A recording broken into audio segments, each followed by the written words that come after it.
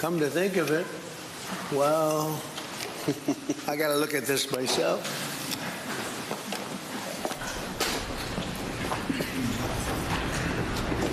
Wow. What a view. This is the door to the ballroom. What a unusual time to look. But I figure we might as well do it. If the fake news would like to go back and take a look, you can. But you'll see a very big foundation that's moving. We're ahead of schedule in the ballroom and under budget. It's going to be, I don't think there'll be anything like it in the world, actually. I think it'll be the best. We went from, this is, as you know, our biggest room, which would seat 100 for dinner, maybe, if you're lucky, if you're nice and tight. And the ballroom will seat many. And it'll also take care of the inauguration with bulletproof glass, drone-proof ceilings, and everything else, unfortunately, that today you need.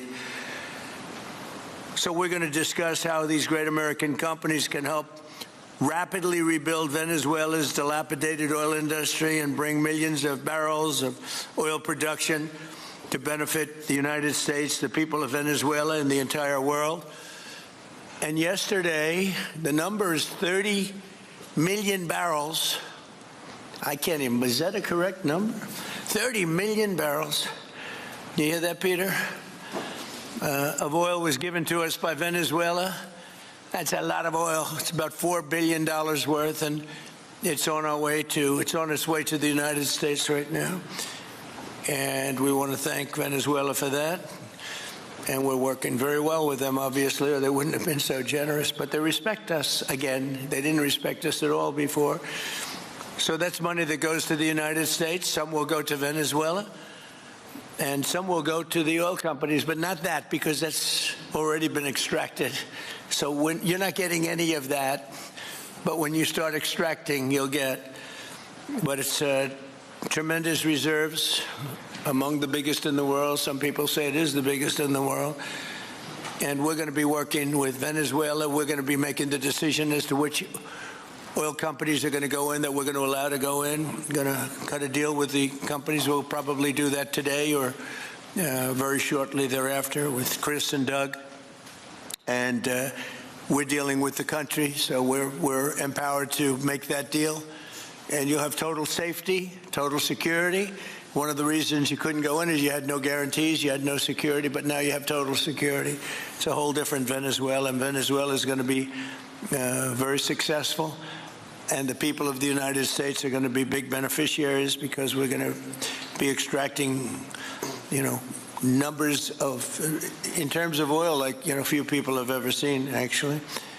So you're dealing with us directly. You're not dealing with Venezuela at all. We don't want you to deal with Venezuela. Let me thank Vice President J.D. Vance, who's doing a fantastic job. Secretary of State Marco Rubio, likewise, a fantastic job. I have good people. I like them better than my first group. But we had a great, despite that, we had a great first term. We had some great people there, too, by the way. But we had a great first term. We had the greatest economy in the history of our country in the first term, but this is blowing it away. And you haven't seen anything yet. Everyone's been shocked by the numbers, 5.4% GDP. And that's despite the fact that we were badly hurt by the Democrat shutdown, of which they'd like to see if they could shut it down again. Secretary of the Interior, Doug Burgum, who's fantastic. Secretary of Energy, Chris Wright, recommended by Doug as being the greatest oil man anywhere in the world, because I wanted Doug for that job, energy, and Doug said, no, sir, there's a man named Chris Wright. I said, who the hell is Chris Wright? He said he's the most talented oil man anywhere in the world. I doubt you can get him, because typically oil men make a lot of money, and women. They make a lot of money, but Chris came. You took one of the greatest salary cuts probably in history, Chris, right? But he's a fantastic person, loves our country, and many other important members of this team. And I want to thank them for their efforts. As you know, last week, the United States Armed Forces performed one of the most spectacular military operations in American history, apprehending the outlaw dictator Nicolas Maduro for his crimes against the United States, crimes for which he has now been indicted and is in federal court awaiting trial, and he killed many people, millions of people, actually, and allowed jails, prisons, mental institutions, insane asylums, drug dealers, drug addicts to pour into our country totally unchecked because of sleepy Joe Biden's policy of open borders, the stupidest thing I've ever seen. We're getting them all out. The departure of Maduro makes it possible an incredible future for both nations, Venezuela and the United States, in which we will more closely integrate the economies of two major energy powers in the Western Hemisphere. Energy coming out of Venezuela was very small. One of the things the United States gets out of this will be even lower energy prices. We have people now getting gasoline for $1.99, $1.96, $1.95, $1.92 yesterday, somebody. And it used to be $3.50, $4, $5 a gallon. Think of that, $1.99. Decades ago, the United States built Venezuela's oil industry at tremendous expense with American skill, technology, know-how, and dollars. But those assets were stolen from us, and we had presidents who did nothing about it. This president is much different than your other presidents. They did nothing about it. They stole it. Some of the people in this room were a little bit younger when that happened, but not that much younger. It wasn't that long ago, but they stole our assets like we were babies, and the United States did absolutely nothing about it. So now we're doing everything about it. Now we're doing 500% about it, but it's a long time after the act took place. So they stole from us, and it was taken by socialists and communists at the time, and Venezuela was going bad, really bad. And as much oil as they have, they're producing almost nothing, which is just a system. So we're really, if you look at it, we're taking back what was taken from us. They took our oil industry. We built that entire oil industry, started a long time ago, but they took it, and they were very ungracious to this country, but now they're being very nice. American companies will have the opportunity to rebuild Venezuela's rotting energy infrastructure and eventually increase oil production to levels never, ever seen before. When you add Venezuela and the United States together, we have 55% of the oil in the world. The United States is #1. We have them drilling. Drill, baby, drill was my campaign, and Doug and Chris, I think we're setting records on drilling right now and taking oil without Venezuela. That's how we're getting the oil prices down. The plan is for them to spend, meaning our giant oil companies will be spending at least $100 billion of their money, not the government's money. They don't need government money. But they need government protection and need government security that when they spend all this money, it's going to be there so they get their money back and make a very nice return. The plan is for them to spend at least $100 billion to rebuild the capacity and the infrastructure necessary. Venezuela has also agreed that the United States will immediately begin refining and selling up to 50 million barrels of Venezuelan crude oil, which will continue indefinitely. We're all set to do it. We have the refining capacity. It was actually based very much on the Venezuelan oil, which is a heavy oil, very good oil, great oil. It's fantastic for certain things like asphalt roads, the best there is in the world for asphalt roads and other things. All of the companies here today are going to be treasured partners in bringing the nation of Venezuela back to life, restoring its economy, and generating great wealth for their companies and for their people, and also great wealth for the American people, and tremendous wealth for the companies that are going in. The companies that are going in, and if you don't want to go in, just let me know, because I got 25 people that aren't here today that are willing to take your place. So I just want to thank, these are people that I either know or I know of by reading lots of business magazines and journals and papers. These are the greatest oil people anywhere in the world. Harold Hamm, I see, is here. Harold, you know, there's a story about Harold Hamm that he can look at a piece of land, put a straw into the land, and oil pours out. Is that true about you? Whereas some of you guys have to invest hundreds of millions of dollars to find that oil. So we can't let that story be true. But they say Harold puts a straw into the land and oil comes gushing out. So you're not a big R&D person, are you, huh? He's called instinct for oil. Now, he's got other problems, but we won't talk about those problems. But he's been a great supporter of mine for a long time, haven't you, Harold? So congratulations. But we have, and I think Harold would agree, we have the greatest oil men and women anywhere in the world sitting in this room right now. And we have a lot of people that will be back to see us sometime next week. We're going to have another meeting for another group. But we're going to do this very quickly. We can have this done almost immediately. So I'd like to thank you all for being here. I'd like to invite Vice President Vance to say a few words, followed by Secretaries Rubio, Burgum, and Wright. And then we'll have a few words from representatives that are here and to discuss their ideas, a couple of them. We have a Chevron, which has been, where's Chevron? Where are you? Yeah, far right. No, I thought you'd have a better location. You were the only one that was there for all that. I used to call you and say, what the hell is going on with Venezuela? He stuck it out. I don't know if you made money or not, but you stuck it out. I got to give you a lot of credit for that.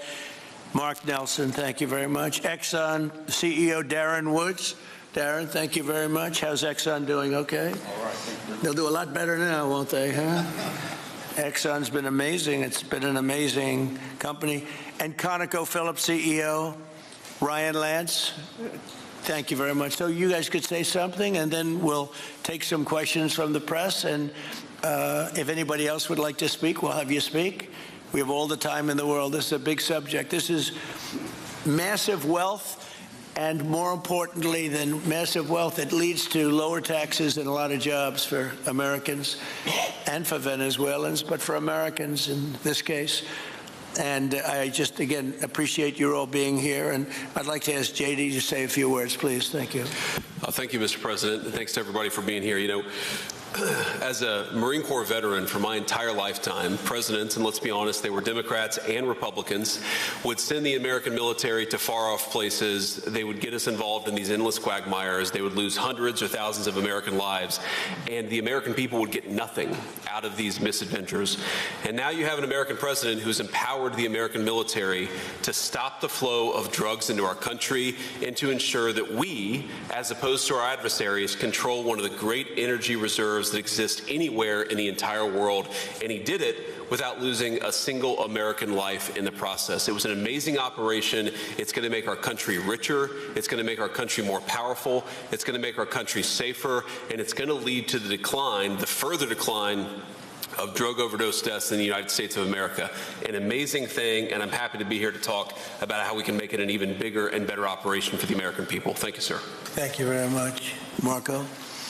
Thank you, Mr. President. And I think this is a reminder that everything this president does, everything President Trump does, is with the American people in mind. It was not in the national interest or national security of the United States and of our people to have in our own hemisphere a country, not just with vast energy reserves, but controlled by an indicted narco trafficker who flooded our country with illegal immigration, including drug gang members, openly cooperated with drug gangs, and by the way, stole the wealth of that country to fund a repressive regime and also benefit adversaries such as Iran. All of that is now changing. As part of this process, the first phase, of course, is the phase we're in now, which is the stabilization phase. We do not want to see destabilization in the country. We're working very cooperatively with the interim authorities there to provide a market for the sale of the wealth of Venezuela in such a way that benefits the people, both of the United States, but also the people of Venezuela. And as a reminder to everyone, the president announced this just 2 days ago. Every penny, everything they buy with the money that they're making from the oil now, Mr. President, will be bought from America. And that includes everything from equipment for the oil industry to food to medicine and everything in between. The second will be a phase of recovery, and then some of these phases will overlap, and that is to have a normal economy again where the money goes to the benefit of people, not the benefit of our adversaries or the benefit of elements in that country and around the world that are against our interests, at the same time as a process of reconciliation has to happen internally among the different sectors sectors of society and politics and the like. And finally, the third phase, which is the most important of the three, is when the country fully transitions into a normal country that we have strong economic and diplomatic and relations with, that is the United States, that's not a foothold for our adversaries, that serves our interests, but also the interests of the people. It'll be a country that is wealthy, a country that is prosperous for the people, not for a handful of criminals, but also a country that is supportive of our interests in the region and throughout the world. And we thank you, Mr. President, and the team you've assembled that have brought us to this point. A lot of work remains, important work, but this is historic. Okay. Thank you very much. Doug? Well, Mr. President, I want to thank you for your leadership, not just as President, but as Commander-in-Chief. The boldness, the execution, the breathtakingly precise work that you've delivered both in Iran back in June and here has changed the field for the whole world. And you always ran about the idea of peace and prosperity. And in Venezuela, as you know, this was a playground for every bad actor in the world. We had Russians, Iran, terror groups, all of them profiting from this criminal organization that was pretending to run the country. That makes America safer. You've secured the border, we're stopping the flow of drugs, and now with the normalization of relationships on an economic basis, it's going to mean tremendously for the prosperity of the American people.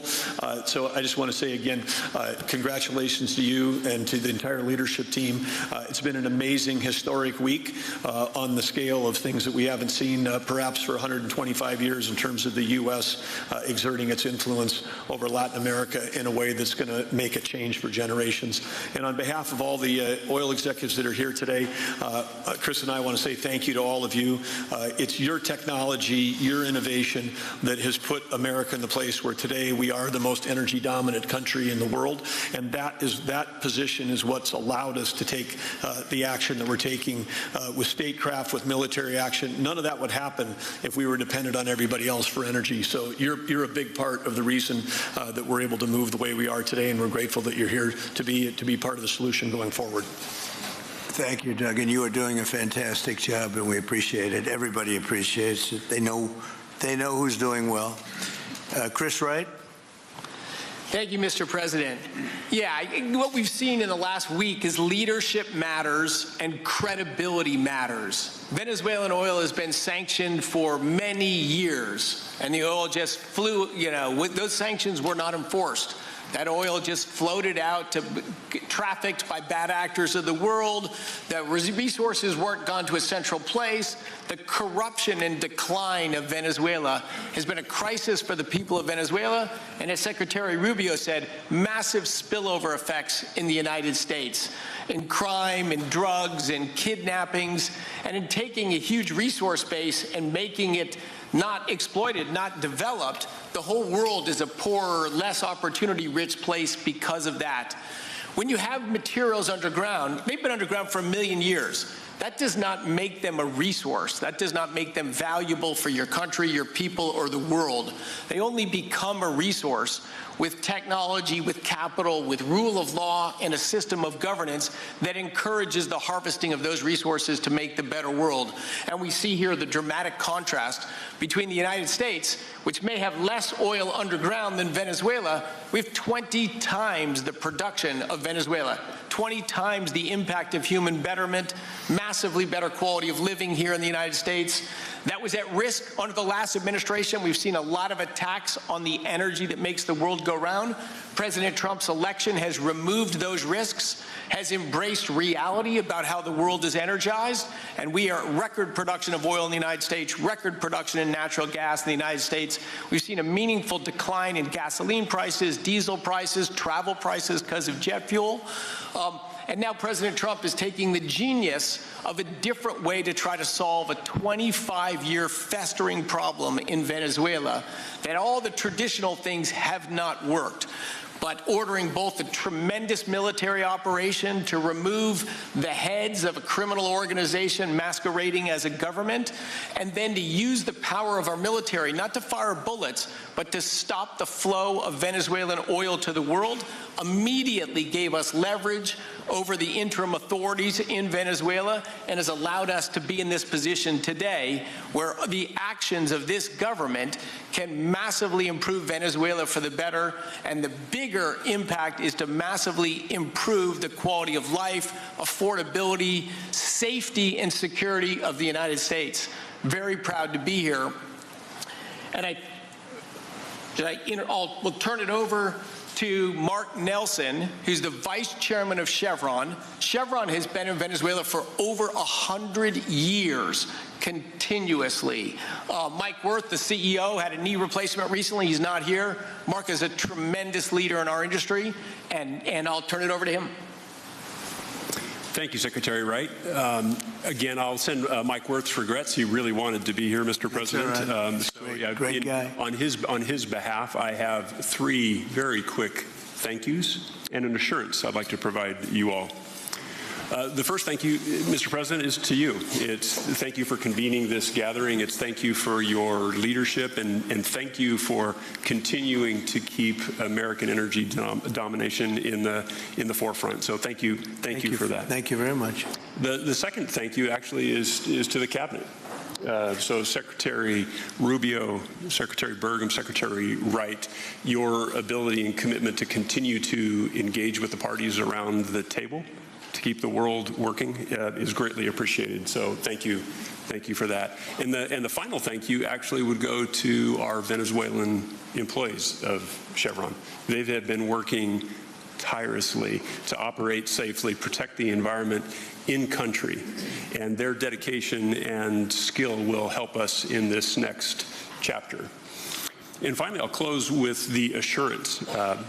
For more than a century, Chevron has been a part of Venezuela's past.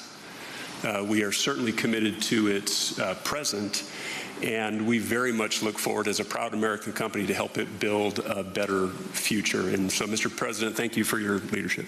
You really suffered there. You stuck it out. A lot of people left. A lot of big companies left. Many of the people sitting at this table left because of the safety risk and other risks. But you stuck it out. I give you credit for that. Sometimes it was hard. I remember 6 months ago I told you to stay, just stay. Things are going to happen. You'll be very happy. I didn't know they were going to happen this fast or this conclusively. One thing I think everyone has to know is that if we didn't do this, China or Russia would have done it. And if China or Russia were a next-door neighbor, because essentially this is not around the other parts of the world so far away where you fly an airplane for 24 hours before you get there. This is sort of a next-door neighbor if you think about it. And I told China and I told Russia, we get along with you very well. We like you very much. We don't want you there. Not going to be there. And if we didn't do this, China would have been there and Russia would have been there. Maybe they both would have been there together, but they're not going to be there now. One thing I will tell them, and I will tell you, that we are open for business. China can buy all the oil they want from us there or in the United States. Russia can get all the oil they need from us, and they do like oil, even though they produce a lot of it. But China, Russia, and everybody else is able to go, and we'll be open for business almost immediately.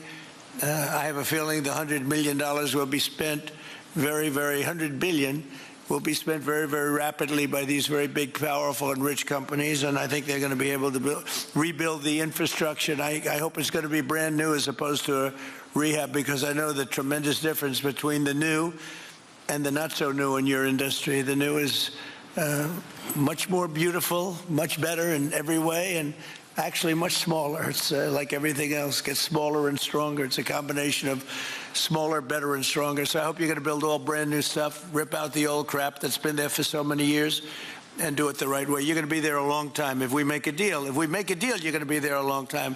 If we don't make a deal, you won't be there at all. It's, sort of interesting. But again, China and Russia would have been there if we didn't do this.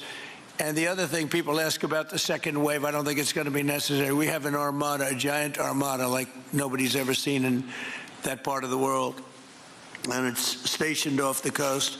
And we are getting along so well with the people that are involved and representing Venezuela that I don't think we're going to have any I don't think it's going to be necessary to do the second wave. We were planning on a second wave, but the first wave was so powerful and so good and so strong.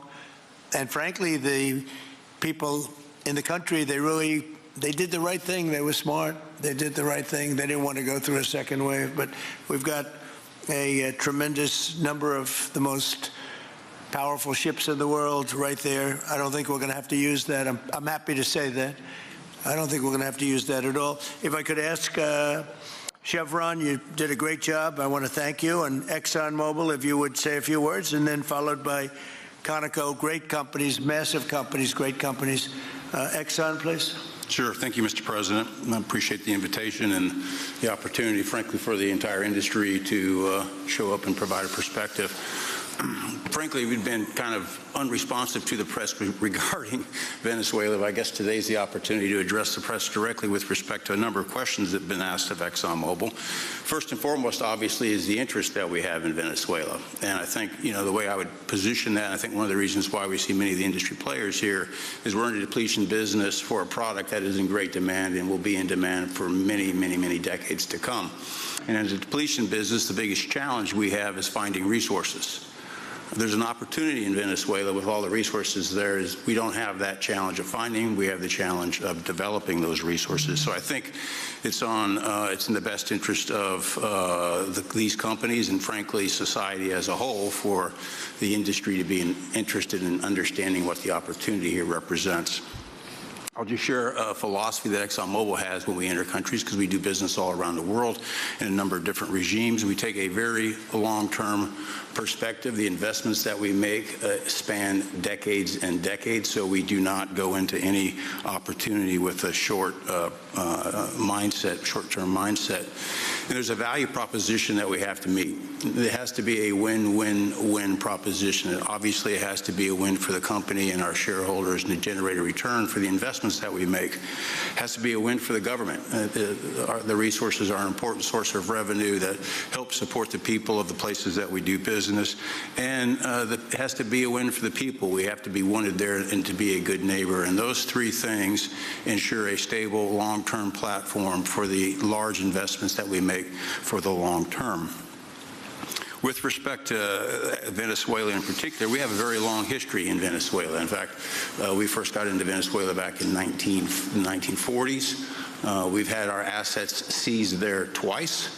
And so you can imagine to re-enter a third time would require some pretty significant changes from what we've historically seen here and what is currently the state. If we look at the legal and commercial constructs and frameworks in place today in Venezuela, today it's uninvestable.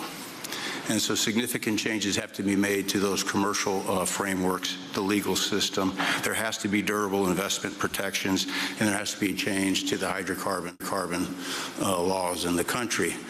We're confident that with this administration and President Trump working hand in hand with the Venezuelan government, that those changes can be put in place.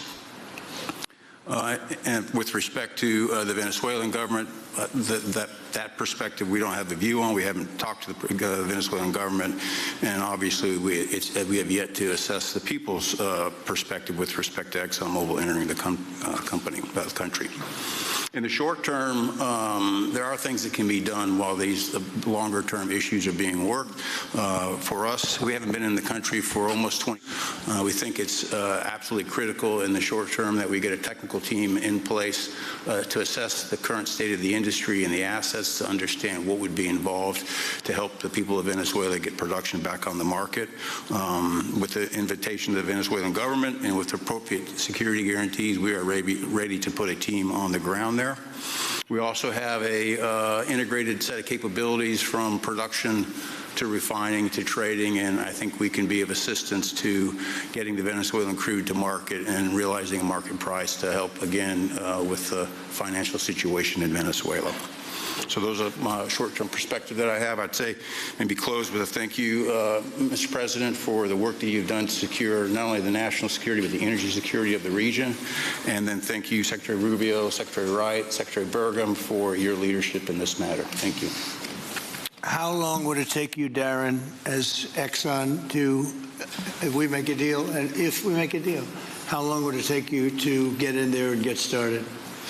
Well, the first step, this technical team, as I talked with Secretary Wright earlier this week, we started from the beginning to put the team together so that if and when it was needed, we could hit the ground almost immediately. So we can hit the ground within the next couple of weeks, start the assessment, and then from there we need to understand. That's what we want. We want speed and quality. Yeah, that's what we want. Thank you, Darren.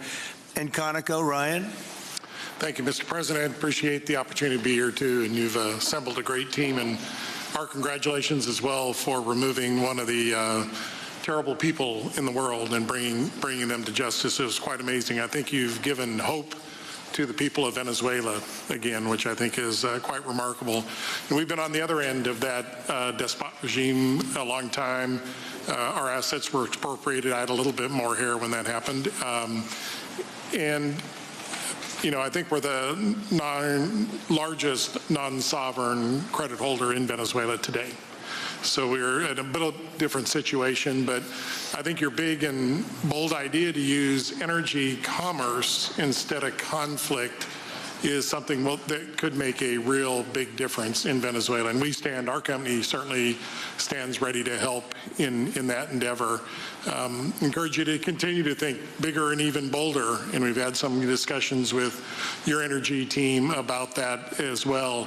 As we think about the other people that need to be in this room and in this discussion are the banks, and including probably the Exim Bank, as we think about how the debt needs to be restructured and the financing to deliver the billions of dollars that are required to restore their energy infrastructure.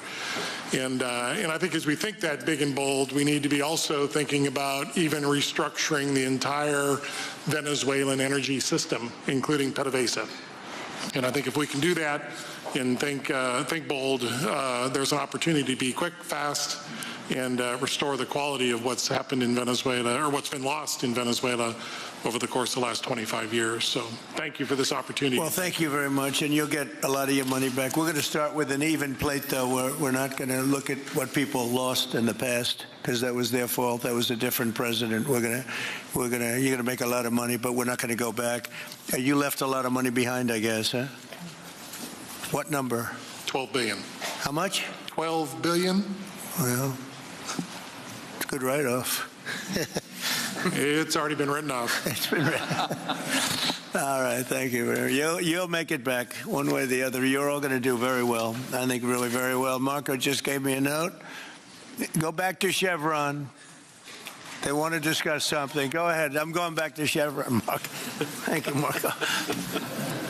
Was there a question, Mr. President? Yes, go ahead, Marco. What are you saying here? Mark, if you can update us on operations in the ground and with the appropriate approvals, what you might be able to achieve in the next 12 to 18 months, give us a little view from the ground. You bet, you bet. So today, Chevron has 3,000 employees in 4 different joint ventures in Venezuela today.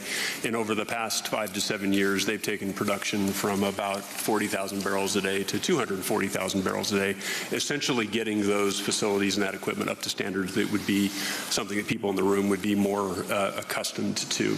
Given the work we've done with Secretary Wright and Secretary Burgum and even Secretary Bessent, I think we have a path forward here very shortly to be able to increase our liftings from those joint ventures 100%, essentially effective immediately. We are also able to increase our production within our own disciplined investment schemes by about 50% just in the next 18 to 24 months, and that's just leveraging what's on the ground. So to Secretary Rubio's comments about phase 1, this is taking the momentum of improvements we've already made there locally and building on those and creating more momentum for the people of Venezuela. Do you think you have an advantage being there? You've been there by the skin of your teeth. It's been tough for you to be there, but do you think you have an advantage over the other people in this room by the fact that you are there?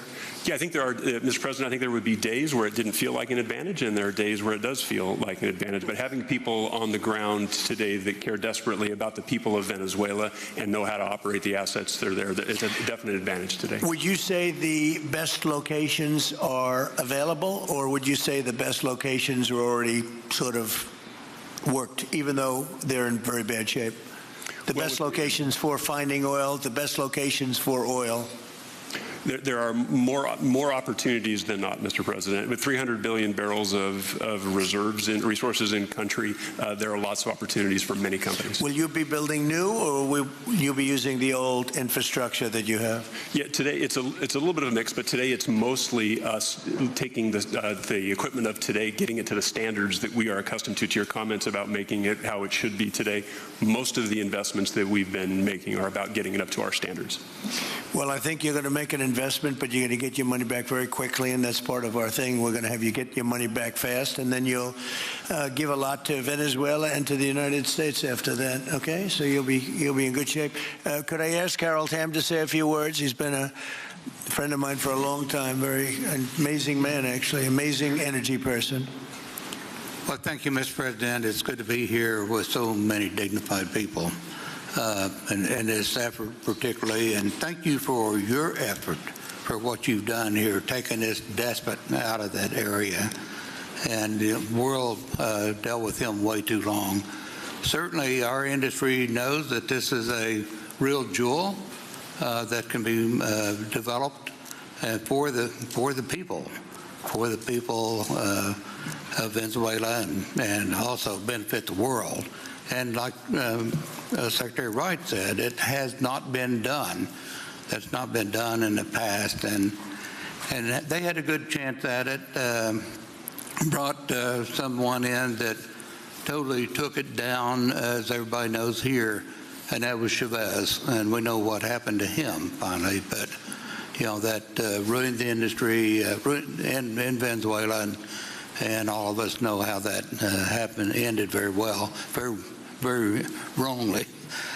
So anyway, we're glad to see what's happened here, and look forward for the opportunity for a lot of people in this room, but also for America and the country itself. Are you going to be involved in going in? Because, you know, he's in North Dakota and he's in Oklahoma and some incredible places. It's a little bit different, but there's no doubt about you won't have to worry about the straw too much here. You can just go at it.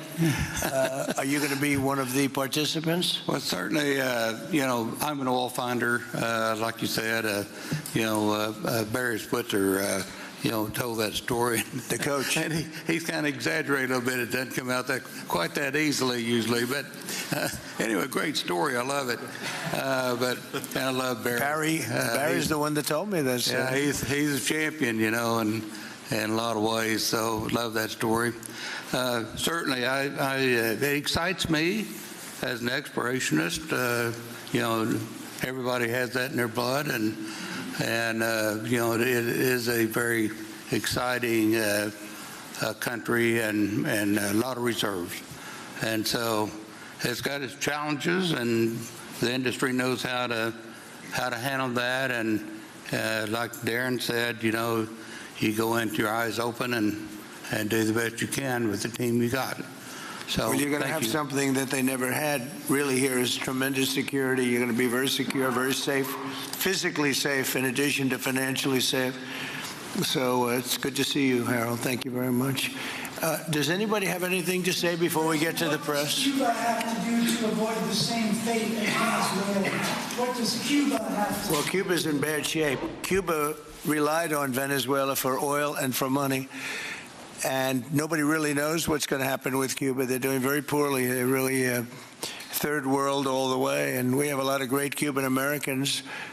And I would say Marco fits very solidly into that category. And I might ask you to say a few words about, we were discussing it before, Cuba is a very different, they don't have energy, they don't have oil, but they would live off of the oil from Venezuela. And what they do have is very strong people. And very powerful people militarily, and they would protect the people running Venezuela, and they would take in a lot of money from Venezuela. Now they don't have that. They won't be taking in any money. So, Marco, what do you think? Well, I mean, the fundamental problem in Cuba is that it's run by incompetent people that don't know what an economy looks like, much less a functioning one. They've made a choice, and that is they would rather have political control over their people than they would have an economy that functions. And they've gotten away with it for 60-something years because they've had donors, the Soviet Union, and now most recently Venezuela, but that's now gone. So the people in control in Cuba have a choice to make. They can either have a real country with a real economy where their people can prosper, or they can continue with their failing dictatorship that's going to lead to systemic and societal collapse. That's a very stark and dramatic choice, and it's one we hope to make the right one. We don't have an interest in a destabilized Cuba, but that would be their fault because they refuse to allow the people of Cuba to have either economic or political freedom, for that matter. And you have a lot of people in this country that want to go back to Cuba and help Cuba. A lot of people have left, they came in penniless, they didn't have anything, and they become very rich people in our country, and they want to very much go back and help Cuba. So that's something that Cuba has that a lot of other places don't have. Peter? President Trump, thank you. I do want to ask you about Minnesota, but first, just more on topic.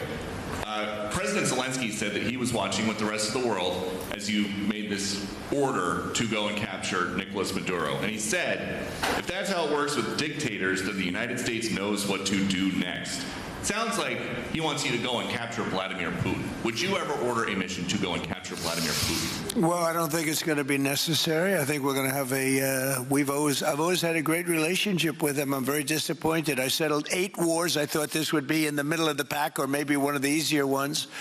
And I don't know if you know, Peter, the last month, they lost 31,000 people, many of them Russian soldiers, and the Russian economy is doing poorly. I think we're going to end up getting it settled. I wish we could have done it quicker because a lot of people are dying, and mostly soldiers. They get hit in Kiev and they get hit a little bit here and there, and people are dying there too. But largely it's the soldier population.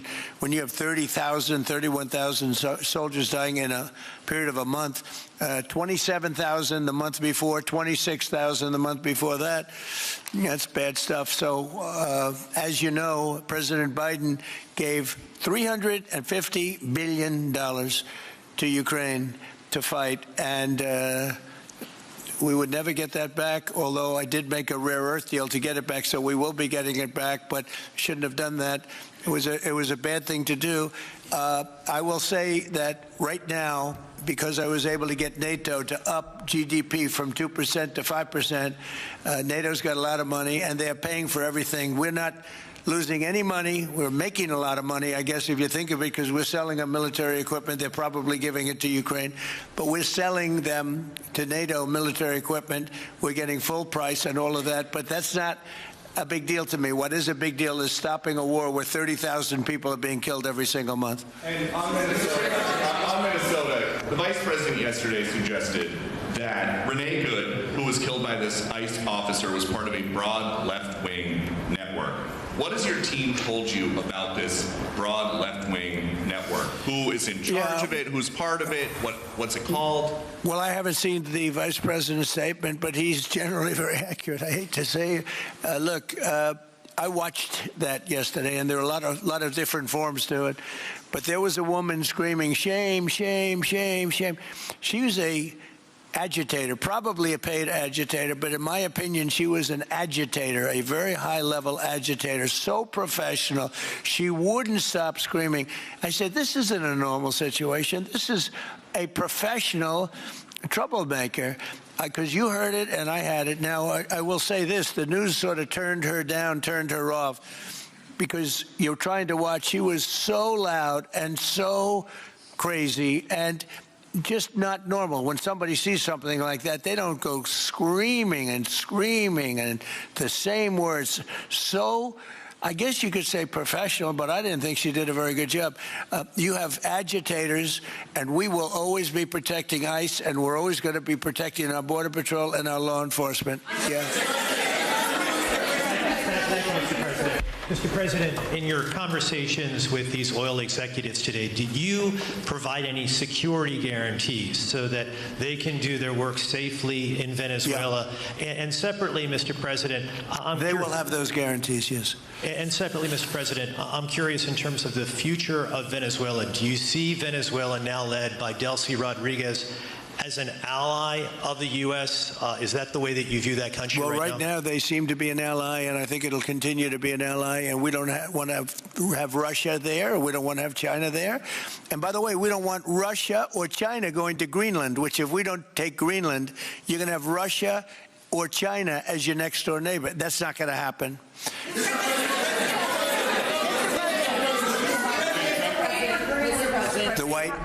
Mr. President, thank you. You just said that these companies would have security guarantees if they go in on the ground in Venezuela. They will have. And what is your plan there actually for these companies and those Americans who are going to be on the ground working for these companies? Well, there are going to be Americans. I assume they're going to be using a lot of Americans, but they're going to be using a lot of people from Venezuela and other places, I would imagine. But I would think that mostly they'll be using Venezuelan workers. They have a lot of great workers. They have a very high unemployment rate, and they have workers that are very familiar with taking oil out of the ground. Yeah. How long do you think the Ayatollah will be in power after what we've seen play out on the ground there? When is the U.S. going to get involved now that reports of protesters being killed on the ground? So Iran's in big trouble. It looks to me that the people are taking over certain cities that nobody thought were really possible just a few weeks ago. We're watching the situation very carefully. I've made the statement very strongly that if they start killing people like they have in the past, we will get involved. We'll be hitting them very hard where it hurts. And that doesn't mean boots on the ground, but it means hitting them very, very hard where it hurts. So we don't want that to happen. There have been cases like this where President Obama totally backed down. But this is something pretty incredible that's happening in Iran. It's an amazing thing to watch. They've done a bad job. They've treated their people very badly, and now they're being paid back. So let's see what happens. We're watching it. We're watching it very closely. Yes, go ahead. Thank you so much, Mr. President. Do you have any comments in reaction to the recent attacks by the Syrian government alignment groups against U.S.-backed Kurdish forces in Aleppo, Syria, which killed dozens of civilians and displacing many families? Does your administration bring peace between the Kurds and the Syrian government? I want to see peace, yes, I do. The Kurds and the Syrian government, we get along with both, as you know very well. They have been natural enemies over the years, but we get along both, and we want to see Syria succeed. And so far, I think they are succeeding, but this is just breaking out, and we want to see that stopped. Go ahead, please. You're meeting with the President of Colombia, Gustavo Petro, in a few weeks. Do you hope this meeting with Gustavo Petro marks a new chapter, a new beginning in the benefit of the U.S. and Colombia relationship? What country? Colombia, with the President of Colombia, Gustavo Petro. I had a very good talk with him yesterday, and he's been very hostile to us and to the nation and to me, called me a dictator and lots of other things. Called Biden some terrible names, far worse than he called me. But he called yesterday through people, and he wants to meet, and that's fine with me. I've made up with people also, you know. So we're going to have a meeting with him. We had a very good conversation. The people of Colombia are incredible people. Marco would know that better than anybody because he's married to a woman from Colombia. And I don't mean Columbia University. That would be, I'm not sure. I think I like Columbia, the country, better, if you want to know the truth. The people are... Hold it. The people are great people. I look forward to meeting with them. We're going to meet in the very near future. Would you meet the interim president of Venezuela here in the White House? Would you greet her to discuss the fate of the oil? Yeah, well, I'm going to meet a lot of people, and we're going to meet, we meet a lot of people. When you end 8 wars, you get to know a lot of people, and I think it's very important. As an example, we have over $18 trillion. Think of that, $18 trillion coming in. A lot of that's coming in from foreign countries like Saudi Arabia and Qatar and UAE and others. And I get to meet a lot of people, but I will be meeting with various representatives of Venezuela, probably pretty soon. We haven't set that up. But the relationship that we have with the people that are currently running Venezuela is very good. We also have a young lady that received the Nobel Peace Prize. She's going to come in and pay her regards to our country, really, to me, but I'm a representative of the country, nothing else. And she's coming in sometime next week, I think Tuesday or Wednesday. and we'll see how that is. But no, we're dealing with the people from Venezuela.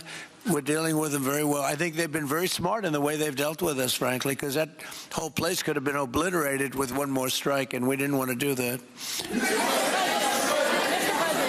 Thank you so much. I have a question for you on Minneapolis, but on Venezuela and your meeting with Machado next week. If she gives you her Nobel Peace Prize, will that change your view about her running that country? Well, I have to speak to her. I mean, I'm going to have to speak to her. She might be involved in some aspect of it. I will have to speak to her. I think it's very nice that she wants to come in, and that's what I understand the reason is, because Norway is very embarrassed by what took place. I mean, they're getting decimated. Look, whether people like Trump or don't like Trump, I settled 8 wars, big ones, some going on for 36 years, 32 years, 31 years, 28 years, 25 years, some just getting ready to start, like India and Pakistan, where already 8 jets were shot out of the air, and I got it done in rapid order without nuclear weapons. I can't think of anybody in history that should get the Nobel Prize more than me, and I don't want to be bragging. He else settled wars. Obama got the Nobel Prize. He had no idea why. He still has no idea. He walks around, he says, I got the Nobel Prize. Why did he get a Nobel Prize? He got it almost immediately upon attaining office, and he didn't do anything, and he was a bad president.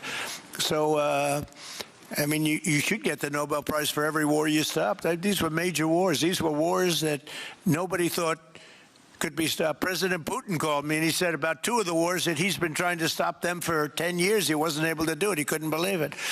So in theory, you should get the Nobel Prize for every war you stopped. Every one of them was major. But I don't care about that. What I care about is saving lives. I've saved tens of millions of lives. You know, the Prime Minister of Pakistan came here, and he made a very public statement. He said that President Trump saved minimum 10 million lives having to do with Pakistan and India, and that was going to be raging. So, you know, but I'm honored that she's coming here. I look forward to meeting her, yes. Go ahead. On Minneapolis, Mr. President, I have a follow-up for you. The state officials there have said that the FBI is not sharing evidence with them. Typically, they would conduct a joint investigation, as you know. Do you believe that the FBI should be sharing evidence with state officials in Minnesota? Well, normally I would, but they're crooked officials. I mean, Minneapolis and Minnesota, what a beautiful place, but it's being destroyed. It's got an incompetent governor, fool. I mean, he's a stupid person. And it looks like the number could be $19 billion stolen from a lot of people, but largely people from Somalia. They buy their vote. They vote in a group. They buy their vote. They sell more Mercedes-Benzes in that area than almost. Can you imagine? You come over with no money, and then shortly thereafter you're driving a Mercedes-Benz. The whole thing is ridiculous. So they're very corrupt people. It's a very corrupt state. I feel that I won Minnesota. I think I won it all 3 times. Nobody's won it since Richard Nixon won it many, many years ago. I won it all 3 times, in my opinion. And it's a corrupt state, a corrupt voting state. And the Republicans ought to get smart and demand on voter ID. They ought to demand maybe same-day voting and all of the other things that you have to have a safe election. But I won Minnesota 3 times, and I didn't get credit for it. I did so well in that state every time. The people were crying every time after. That's a crooked state. California is a crooked state. Many crooked states. We have a very, very dishonest voting system. The last time I won, 24, the one that just took place, I won because it was too big to rig. You couldn't rig it. It was too big.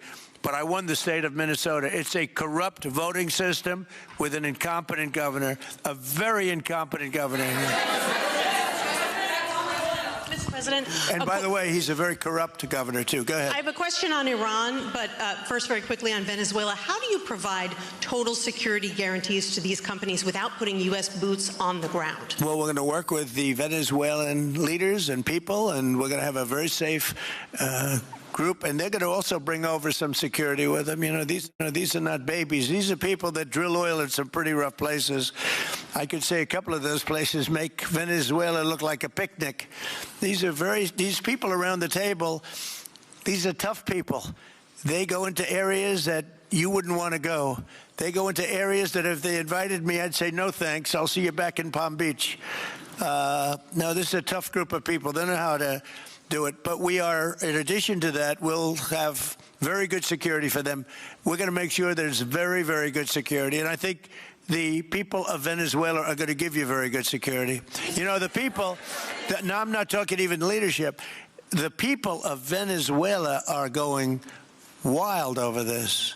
They named a street after President Trump. What do? You attack a country and they name a street? That's never happened before, although I heard that's also taking place in Iran. They named a street. The protesters, I just hope, you know, just God bless them. I just hope the protesters in Iran are going to be safe, because that's a very dangerous place right now. And again, I tell the Iranian leaders, you better not start shooting, because we'll start shooting too. With your glasses, sir, go ahead, please. Hold it. Next to you. Yes, glasses. The gentleman with the glasses. All right, thank you, Mr. President. With those very big glasses, actually. Yeah, Ferrari, actually. Mr. President, I have two questions. What do you want the European Union to do in Ukraine? The European leaders seem pretty divided on Ukraine.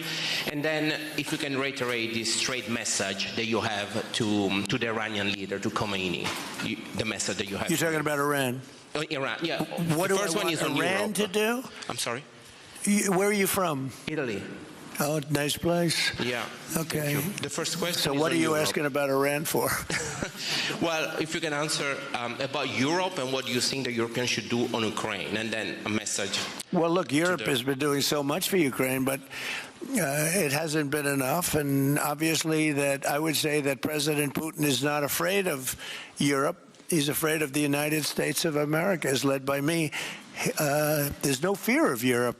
You know, Europe's fallen behind, and Europe, and JD said it very strongly. I don't know, he took a lot of heat, but I didn't give him any heat. Europe is a different place. Europe is changing. Europe has got to get its act together. I love Europe. I guess I came from Europe, essentially. I have my roots are in Europe, but Europe is a different place. They have to get their act together. Now they have a great NATO leader, and they've gone up to 5% from 2% GDP. That's a big step. But they have to be very careful with their immigration policy, and they have to be very, because, you know, I will just say, to be nice, that there are certain places in Europe that are very important that are no longer recognizable. I'm being very nice. I'm being very diplomatic when I say that. They are not recognizable. And they have to be careful on energy, because they're putting windmills all over the place and losing a fortune.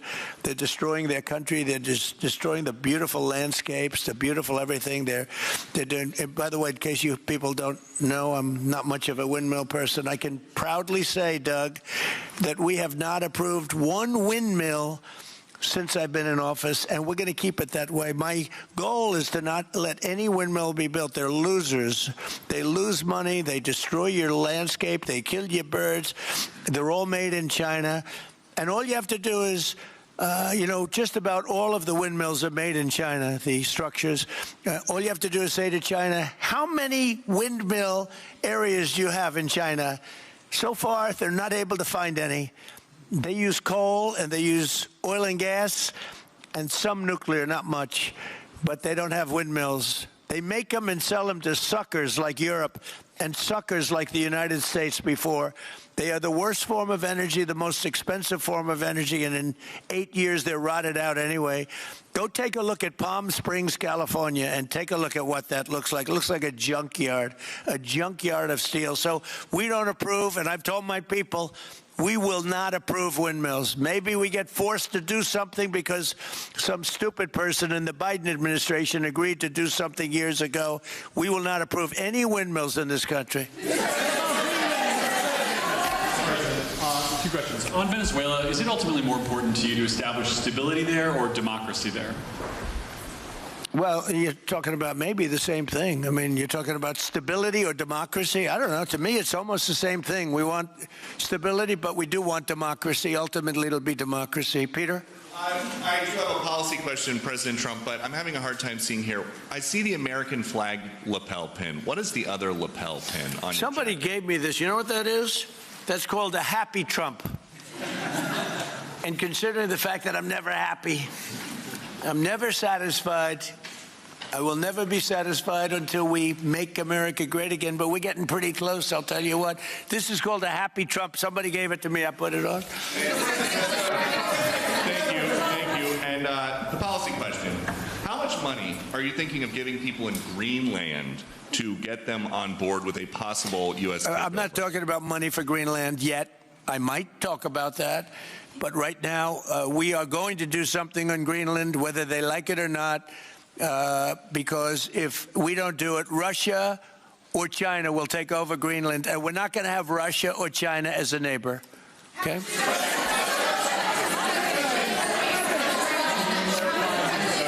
I would like to make a deal, you know, the easy way, but if we don't do it the easy way, we're going to do it the hard way. And by the way, I'm a fan of Denmark too. I have to tell you, and you know, they've been very nice to me. I'm a big fan, but you know, the fact that they had a boat land there 500 years ago doesn't mean that they own the land. I'm sure we had lots of boats go there also, but we need that because if you take a look outside of Greenland right now, there are Russian destroyers, there are Chinese destroyers and bigger, there are Russian submarines all over the place. We're not going to have Russia or China occupy Greenland, and that's what they're going to do if we don't. So we're going to be doing something with Greenland, either the nice way or the more difficult way. Please, go ahead, ma'am. Mr. President, why is it so important to you to own it when you have a military presence there, which you could expand to affect the security? Because when we own it, we defend it. You don't defend leases the same way. You have to own it. And, you know, with a nation, look at what happened with Obama, with that horrible deal they made with Iran. It was a short-term deal. It was like a 9-year deal. Countries can't make 9-year deals or even 100-year deals. Countries have to have ownership. And you defend ownership, you don't defend leases. And we'll have to defend Greenland.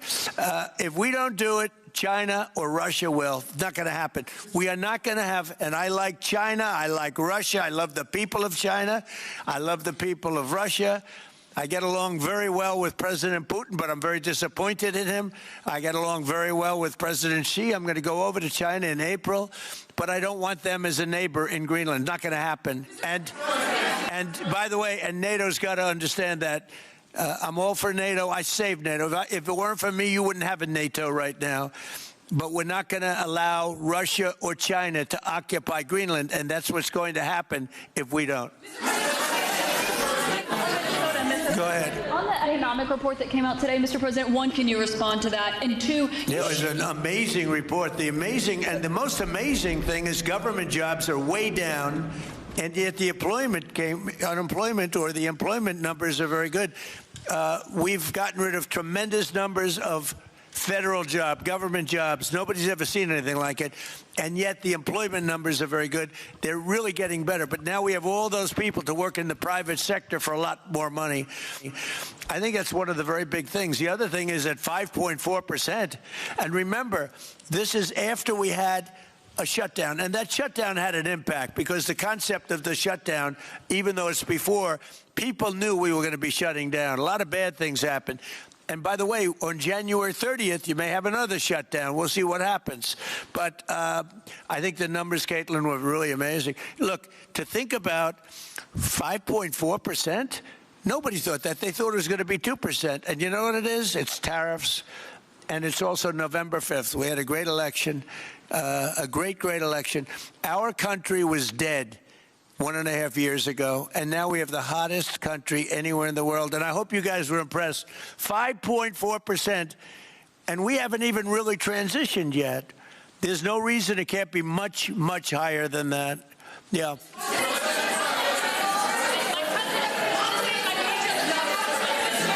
can you respond to the manufacturing Let's give CNN a chance. You know, they've been fighting so hard to get back into the mainstream. Mr. President, you posted some numbers actually on Truth Social last night. People saying you posted the job data early when you're not supposed to obviously share it till the next morning. Did you do that on purpose? No, I don't know. If they posted them, I said post them whenever you get a chance. I don't know. They gave me some numbers. When people give me things, I post them. But the numbers are amazing. Yeah, please. Does the administration plan to distribute the money from the Venezuela oil sales? Is it, obviously you say it's going to go into these controlled accounts. Yeah. Would it go back to Venezuela in a direct payment? Is it going through these goods? How do you plan to do that? Well, we want to make sure that Venezuela can survive. You know, Venezuela needs money, and we're going to make sure that they get money, and we're going to get money, and the oil companies are going to make something for the work they do, and they're going to get back their money. We're devising a formula, but it won't be so much of a formula. It's going to be what they need. We're going to take care of what they need. There'll be plenty left over. We're going to have a lot of money left over, and the money left over is going to the United States of America, and the oil companies are going to be very happy. Yeah, please. Would the administration offer a backstop to these oil companies for like financial guarantees, some sort of backstop, if the country did destabilize again? That's a very interesting question. Using the word backstop, I haven't heard that word in a long time. That was at the Wharton School of Finance I last heard. That's a good term. We ought to use it more often. I hope I don't have to give a backstop. I'm just, look, these are very smart people, the smartest people. They're not only in oil and business. These are the biggest companies in the world sitting around this table. They know the risks. I mean, there are risks. We're going to help them out. We're going to make it real easy. They're going to be there for a long time. We're going to be there together for a long, long time. And they're going to be taking the oil, and they're going to be bringing oil prices down. They're going to make a lot of money. They're going to get their money back. They're going to be safe. The people of Venezuela are going to be big beneficiaries, and the United States of America is going to be a big beneficiary for what we've done. And you know, one other thing I might say, it's also very big for national security because, again, just like Greenland, we can't have China or Russia occupy Greenland. We can't have China or Russia occupy Venezuela. And if we didn't do what we did, China or Russia would have been in Venezuela. I think I can, where's Mr. Chevron? So let me ask you, they would have been there if we didn't do this. Do you agree with that? They certainly have a lot of economic interests in country. There's absolutely no argument about that. They were trying to be there. I mean, you know, we had a Russia, I guess sort of I call it a semi-Russian ship yesterday that was over in Russia. Decided not to defend that ship against us. It's a big movement. The ship was loaded up with oil, and we took the oil, and it came out of that port. But Russia would be there or China would be there. And we want them to be there for a different reason. We want them. Do you people agree? In particular, China, they need a lot of oil. Russia doesn't need so much, but Russia was there anyway.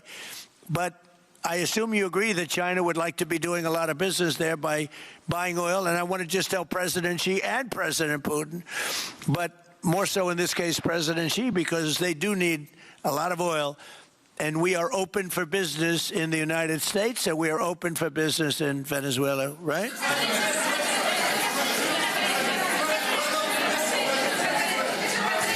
Go ahead, sure. Mr. President, you know, what I could take questions from these people all day long. You know, they're sitting here, and generally they're very rich, very powerful, but nobody gives a damn about them. It's a sad thing. You have all that money, all that power, and look at all these crazy questions. We could do this all day long, and they wouldn't be satisfied. I have a question on today's meeting, Mr. President. We'll take a few more, though. I have a question on today's meeting, Mr. President. Let me ask you more importantly, do you have any questions from the biggest? Yes, sure. Hold it. Do you have any questions for the biggest people on earth, the biggest business people, the biggest companies anywhere on earth? Do you have any questions for these people? No, do you have a question for them? Yes, but have go ahead, ask them. Companies in the room that they are committed to rebuilding the oil infrastructure in Venezuela, and for the executives in the room, what do you need from the administration in order to invest? That's a good question. Do you want to go and answer that question? Yeah. Exxon. I'll refer you back to the statements I made before. There are a number of legal and commercial frameworks that would have to be established to even understand what kind of returns that we'd get on the investments. So I think all the investments and the opportunity sets, I think everyone sitting around this table would have the opportunity and the know-how and the capability to make the investments. The questions will ultimately be how durable are the protections from a financial standpoint? What do the returns look like? What are the commercial arrangements, the legal frameworks? All those things have to be put in place in order to make a decision to understand what your return would be over the next several decades that these $1 billion investments would be made on. You know, could I do this? Because we have, again, the biggest people on the planet Earth around this table, biggest companies in the world. I'd like to just ask them to introduce themselves. We'll start from this end and go around to here. And if you have anything to quickly say, we could do that. But you want to just start right over here? These two guys, we'll leave them out because they're with us. Please. Thank you, President Trump. John Addison at Vitol. We're here to ensure that you are going to be able to move all of this oil all around the world at the best price possible so that the influence that you have over the Venezuelans will ensure that you get what you want. Thank you. Thank you. Good point. Thank you, Mr. President. Brian Sheffield of Formentera. My grandfather, Hugh Sheffield, was president of ARCO, Venezuela. Right. Thank you for what you did. Do you like what we're doing? There's a lot of shale there, a lot of upside. He would be very happy looking down. He'd be very proud of you right now, right? Yes, sir. Good. Thank you. Mr. President, Luis Rodriguez. I'm probably the only Venezuelan American sitting on around this table. I want to personally thank you for the courage of your actions over the last couple of weeks.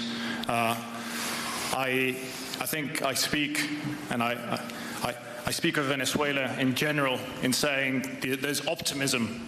You've brought optimism to the table, and if the conditions are met, the opportunity is absolutely immense. I agree with that. That's true. Thank you. Well said, too. It's immense. This is a tremendous opportunity. Thank you. Richard Holton from Trafigura. We're working with your administration, Mr. President, to bring that Venezuelan oil to the United States. Our first vessel should load in the next week. Great. Good job. Thank you. I think the reason that most of us are here and thinking about the future is because we trust you initially to set this program up that will work and guarantee that this can be done. And there's a huge investment that needs to be done. We've all agreed on that. And certainly we need time to see that through. So thank you for what you've done. Thank you very much. Thank you. Mr. President, I'm Lane Riggs, CEO of Valero Energy, and we're one of those companies that refineries in the U.S. are uniquely configured to run Venezuelan oil, and we're more than happy as this opportunity expands for us to further invest in our refineries to produce more of it. And you're very much set up for the heavy oil, right? Yes, sir. That's great. That's great. We're ready for it. Thank you, Mr. President. Thank you for having us here. Thank you. And thank you for opening the door to a better Venezuela. We are a Spanish company, but we are fully committed to invest here in the States. We have invested over the last 15 years $21 billion in the American oil and gas industry, in Pennsylvania, in the Gulf of America, in Texas, and in Alaska with the discovery of Pica that is going to have the first oil this quarter and is going to change. It's going to reverse the declining history of that great state of Alaska. We are in Venezuela, Mr. President, with our partners of E&I. We produce the gas that guarantees the stability of a half of the grid power in Venezuela. So we are committed with this stability, and on top of that, we are on the ground. We have people, we have facilities, we have technical capabilities, and I take your point, Mr. President. We are ready to invest more in Venezuela.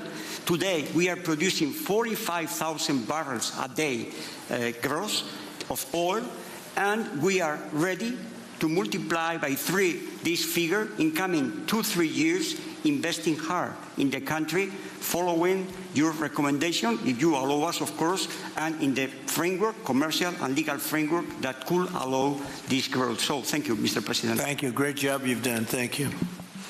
Mr. President, thank you for having me. Matt Sheehy, I'm with Tallgrass Energy. We are an infrastructure business, so whether it's oil, gas, CO2, we move that around. So most of my customers are sitting around the table and happy to lend our expertise to what's going on in Venezuela to support the people. And obviously infrastructure is going to be critical to see it repaired. Thank you. Thank you. Mr. President, thank you. An honor to be here. Marianne Mannon, Marathon Petroleum. We are one of the largest U.S. refiners. On behalf of the men and women of Marathon Petroleum and of our industry, thank you and the administration for what you're doing for U.S. energy independence. We have the ability and the capability of our assets to process Venezuelan crude, and the people of Marathon Petroleum stand ready to do so. Do we need more refineries in our country? In the U.S., probably not. We have sufficient capacity. That's amazing. A lot of it was approved during my first term. We were getting you approvals that nobody could have gotten in Louisiana and other places, and they got built. Before that, it was a disaster. We didn't have the refineries. Now we do because of the first term. Please. Darren Woods, ExxonMobil. Okay, we'll go over here. Thank you, Mr. President. Jeff Hildebrand, founder and chairman of Hillcorp Energy, one of the largest private energy companies in America. Who's bigger, you or Harold? We're close. Huh? We're close. Harold. Absolutely, Mr. Ham. But thank you for your great, tremendous leadership in protecting the interests in the Western Hemisphere.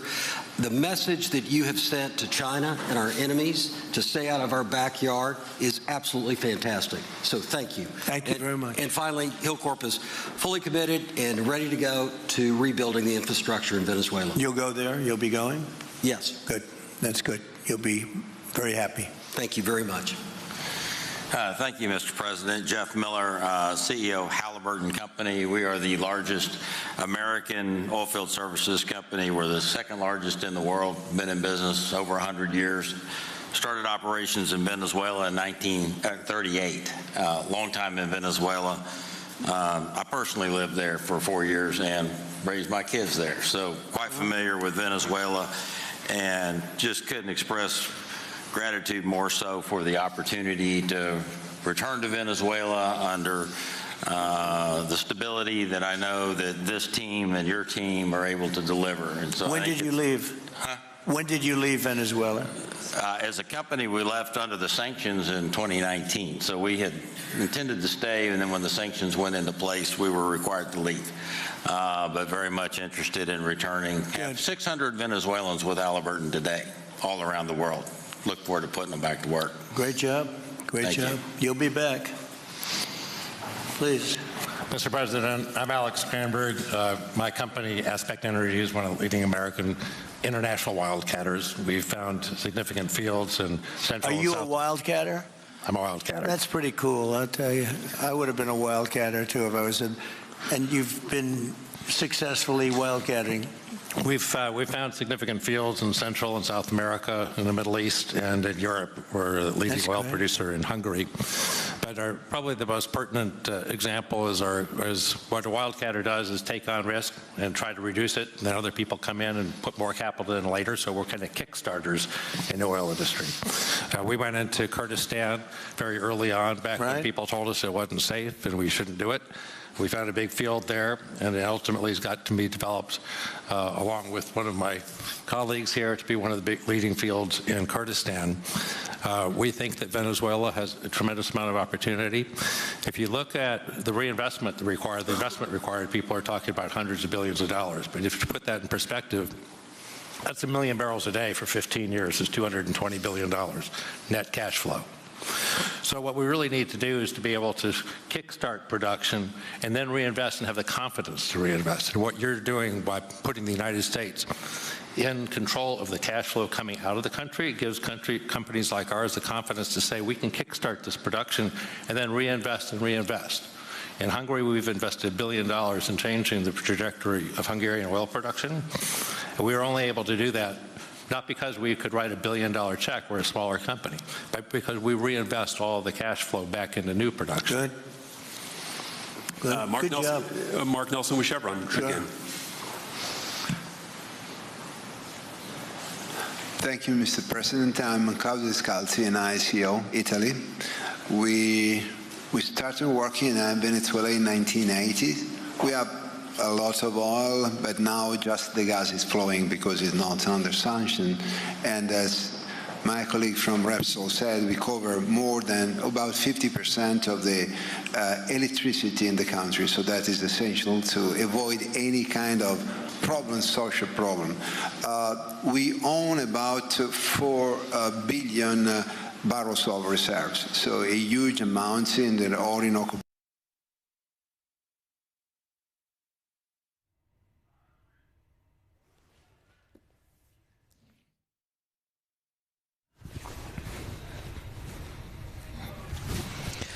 अमरीकी सदर Donald Trump white house में तेल कंपनियों के अहदेदारों से ये तवील गुफ्तगू कर रहे थे और उनका ये कहना था कि अमरीकी तेल सनत के कई बड़े नाम वाइट हाउस में इस वक्त जमा हैं. And so we are very excited to look at Venezuela with you and your group and look forward to continuing to build this great industry. Thank you very much. Thank you. Mr. President, thank you for having us here today. Wael Salwan from Shell.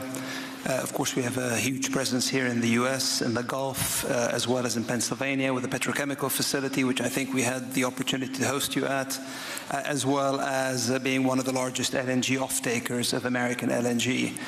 We have been in Venezuela for a very long time, in the Gulf, as well as in Pennsylvania with a petrochemical facility, which I think we had the opportunity to host you at, as well as being one of the largest LNG off-takers of American LNG. We have been in Venezuela for a very long time. We actually drilled in 1914 the first well that discovered oil in Venezuela, and on the back of which the entire energy industry was established in Venezuela. When we left in the 1970s because of nationalization, we had 1 million barrels per day of production.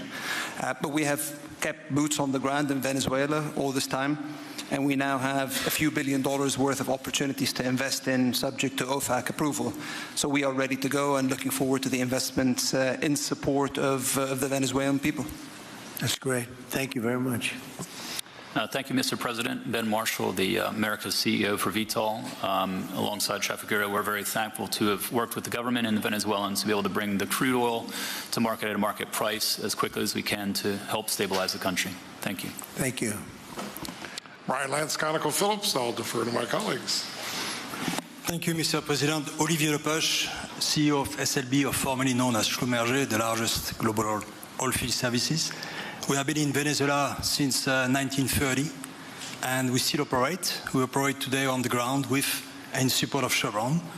We have ability to scale. We have 1,100 Venezuelans in the company, 2,000 additional that are calling us to go back to country and to go back to work. We're able to mobilize in the last 18 months 2 rigs and deliver 50 wells with success. So we're here. We have knowledge of the subsurface like nobody else has. We have boots on the ground, capacity on the ground, $700 million of equipment value on the ground in Venezuela, ready to mobilize for all of our partners, customers. So we are ready to scale fast, and we really want to thank the administration, Secretary Wright, Secretary Bergen, for their supporting and giving us to be successful on behalf of the Venezuelan oil and gas industry. Thank you very much. Thank you very much. Well, check this out. They say the very best for last. And I don't have that sexy accent like this guy next to me here. Mr. President, my name's Bill Armstrong of Armstrong Oil and Gas. I'm a private independent guy. And in real estate, you were a wildcatter. So wear that motto proudly. But like you, I was my own guy. And I don't have shareholders. I don't have private equity partners, but I've been drilling all over the place. In fact, I had the largest discovery in Alaska, biggest discovery in 50 years in our country. I now control 8 million acres adjacent to Venezuela, so I'm already heavily invested in the area. We share a 150-mile border with Venezuela in the countries of Aruba and Curacao, and we are ready to go to Venezuela. It is, in real estate terms, it is prime real estate. And it's kind of like West Palm about 50 years ago. Yeah. Very ripe. Yep, I agree with you. Thank you. Congratulations. Thank you. So I think what we're going to do is speak without the press to these gentlemen, see what kind of a deal we can make. We're going to get them involved. I'm going to ask Doug and Chris and some of the people that we have from the business standpoint representing our country to start talking about the confines of a deal. I have an idea what I want, what I think we should have. We have to get them to invest, and then we have to get their money back as quickly as we can, and then we can divvy it all up between Venezuela, the United States, and them. I think it's simple. I think the formula is simple. We start with a brand new plate, and it's going to be a tremendous success. I think it's going to be probably like few other things could ever be. You know, there's so much. Venezuela's been really taken advantage of by a lot of people because they drill very little. I mean, as much as you hear they drill very, very little, very small percentage. But now that'll change, and it'll change very rapidly because these are the biggest people, and it'll change very rapidly. So if you don't mind, I'll ask the press to leave, and we will see what kind of a deal we're going to make with these geniuses, and I think you're going to come out very good. Thank you all very much. Thank you. Thank you. Thank you, Mr. President.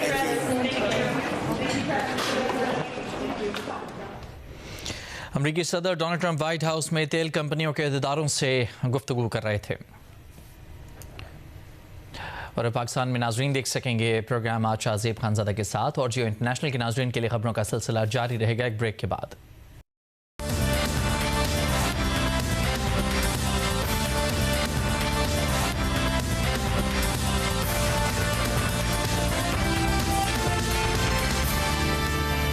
अस्सलाम वालेकुम, मैं हूं शाहजेब खानजादा। वज़ीर आला खैबर पख्तूनख्वा सुहेल आफरीदी साबिक वज़ीर आज़म और तहरीक इंसाफ के बानी इमरान खान की हिदायत पर स्ट्रीट मूवमेंट के लिए कराची पहुंच गए हैं। दूसरी तरफ अपोजिशन इत्तेहाद तहरीक तहफ़्फ़ुज़ आईन पाकिस्तान की क़यादत कल रात लाहौर पहुंची और वहां सियासी सरगर्मियों का आगाज़ किया। अहम बात यह है कि सिंध हुकूमत ने वज़ीर आला खैबर पख्तूनख्वा सुहेल आफरीदी का इस्तकबाल किया और तहरीक इंसाफ को इतवार को बाग़ जिना में जलसे की इजाज़त भी दे दी गई।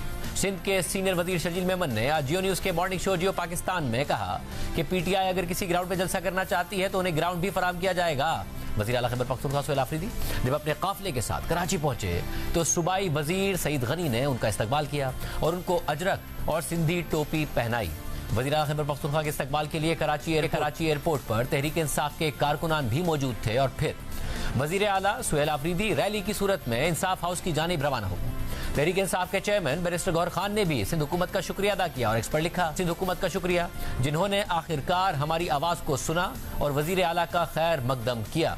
वज़ीर आला खैबर पख्तूनख्वा के मामले खुसूसी बराए इत्तला शफी जान ने कहा कि जिस तरीके से पीपल्स पार्टी ने वज़ीर आला खैबर पख्तूनख्वा का इस्तकबाल किया वो खुशाइन बात है और जलसे के लिए भी इजाज़त दे दी है। सिंध में पंजाब हुकूमत के बरक्स बर्ताव किया जा रहा है।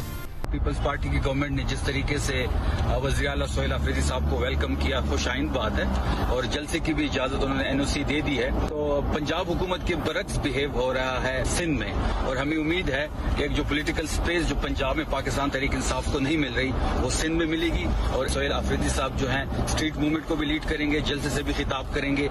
एक तरफ वज़ीर आला खैबर पख्तूनख्वा सुहेल आफरीदी स्ट्रीट मूवमेंट कर रहे हैं तो दूसरी तरफ इमरान खान की बहन अलीमा खान से जब सवाल हुआ कि गुज़िश्ता मंगल को आपने 10,000 लोगों को खैबर पख्तूनख्वा से आने का कहा था जो नहीं आए, तो अलीमा खान ने कहा कि अगर आप अपने ओहदों का बोझ नहीं उठा सकते तो किसी वॉलंटियर से पूछें जो ये बोझ उठा सकता है। करना तो पड़ेगा, खड़ा तो होना पड़ेगा। कम से कम 10,000 लोग यहाँ होने चाहिए। फिर वहाँ पे लोगों ने बताया कि क्या के कोटेदार मेरे ख्याल से पिंडी की रीजन के कोई 10,000 ही है, तो मैंने कहा वो आ जाए। अगर आप बोझ नहीं उठा सकते अपने ओहदों का, किसी से वॉलंटियर को पूछे कौन उठा सकता है। करना तो पड़ेगा, खड़े तो होना पड़ेगा। साथ ही वफाकी वज़ीर इत्तलात तथा तारण ने प्रेस कॉन्फ्रेंस में बात करते हुए कहा कि वज़ीर आज़म ने कई मरतबा कहा है कि मीटिंग में आए बात करें, ये मुज़ाकरात में संजीदा नहीं है, इनको खुद क्लैरिटी नहीं है कि कौन मुज़ाकरात करेगा। वज़ीर आला सुहेल आफरीदी के सिंध में इस्तकबाल पर अता तारण ने कहा कि सईद गनी ने अच्छा किया इस्तकबाल किया, इस्लामाबाद में हमें इस्तकबाल करने का इसलिए मौका नहीं मिला कि वो डंडों और असलहे के साथ आए थे। वज़ीर आज़म साहब ने कई मरतबा कहा मीटिंग में आए बात करें कि अब डिवीजन इतनी है कि पार्टी के अंदर इतने ग्रुप्स बन चुके हैं कि कौन मुज़ाकरात करेगा ये तो उनको क्लैरिटी नहीं है। वो भांत भांत की बोलियां बोल रहे हैं, अजीब अजीब हरकतें हैं, कोई एक शख्स नॉमिनेट नहीं कर सके। तो मुज़ाकरात की ऑफर बिल्कुल वज़ीर आज़म ने भी की, स्पीकर ने भी की, होने भी चाहिए। ये संजीदा नहीं है मुज़ाकरात में। अगर अच्छा किया सईद गनी साहब ने, उन्होंने अजरक भी पहनाई, उन्होंने हार भी पहनाए और बहुत अच्छे तरीके से वेलकम किया। अगर वो अच्छी नीयत से गए वहां पे तो बड़ी अच्छी बात है। मसला ये है कि इस्लामाबाद में हमें वेलकम करने का इसलिए नहीं मौका मिला कि वो गुलेलें, असला, डंडे, कीलों के साथ आए हुए थे। अब वो वेलकम तो नहीं किया जा सकता ना, उसको तो फिर जिस तरह काउंटर करना था हमने किया है। क्या होने जा रहा है? वज़ीर आज़म के मुशीर बराए सियासी उमूर सेनेटर राना सनाउल्लाह और वज़ीर आला खैबर पख्तूनख्वा के मामले खुसूसी बराए इत्तलात शफी जान हमारे साथ मौजूद हैं। आप दोनों का बहुत शुक्रिया। राना सनाउल्लाह साहब, आपकी इत्तेहादी है पाकिस्तान पीपल्स पार्टी, यहाँ पर आते हैं वजीर आला खैबर पख्तूनख्वा, उनको वेलकम करने के लिए वजीर जाते हैं, उन्हें जलसे की भी इजाज़त दी जाती है और ख़ुद शफी जान साहब का आज स्टेटमेंट आया कि पीपल्स पार्टी ने वजीर आला खैबर पख्तूनख्वा का इस्तकबाल किया, वो खुशाइंद बात है, जलसे के लिए भी इजाज़त दे दी है। सिंध में पंजाब हुकूमत के बरक्स बर्ताव किया जा रहा है। आपका अपना इत्तेहादी साबित कर रहा है कि उन्होंने बेहतर कंडक्ट किया आपके मुकाबले में। देखिए, ये अच्छी बात है, उन्होंने बेहतर तौर पे कंडक्ट किया है। अब उसमें जो नतीजा खेज या रेलेवेंट होगा वो इनका रवैया होगा। वहाँ पंजाब में भी इनको वेलकम किया गया और इनको असेंबली प्रेमिसेस में जो है वो आने की जो है वो दावत या इनकी जो इनका मुतालबा था उसे तस्लीम किया गया। इनसे लोगों के नाम लिए गए जिनके साथ ही आना चाहते थे, लेकिन वहां पे बात बिगड़ी इस तरह से कि इन्होंने 35 लोगों के नाम वगैरह दिए और उसके बाद तो 100 के करीब आदमी साथ ले गए। जब वहां पे सिक्योरिटी वालों ने इनको रोकने की या उन लोगों को जिनके नाम नहीं थे उनको चेक करने की कोशिश की तो वहां पे फिर दंगा मुश्ती हो गई। उसके नतीजे में वहां पे फिर जो है वो जो तमाशा लगा, तो वहां पे फिर इन्होंने भी जिस किस्म के ख्यालात का इजहार किया, फिर उसका जवाब भी जो है वो वैसे ही या उन्हीं अल्फाज में दिया गया। तो वहां से जो है ये बात राना साहब कोई बहुत वेलकमिंग स्टेटमेंट्स आए नहीं थे ना। उसके अलावा सोशल मीडिया पर वजीर आला खैबर पख्तूनख्वा के लिए मंशियात जैसी बात कर देना, वो भी ऑफिशियल हैंडल से पंजाब गवर्नमेंट के, तो उससे कौन सी ऐसी बात थी कि फिर मामला अच्छे तरीके से आगे बढ़ते? मेरा ख्याल है कि ये स्टेटमेंट जो है ये बात की बात है। जब ये असेंबली चैम्बर गए हैं, अगर कोई ऐसी बात होती तो वहां पे असेंबली चैम्बर को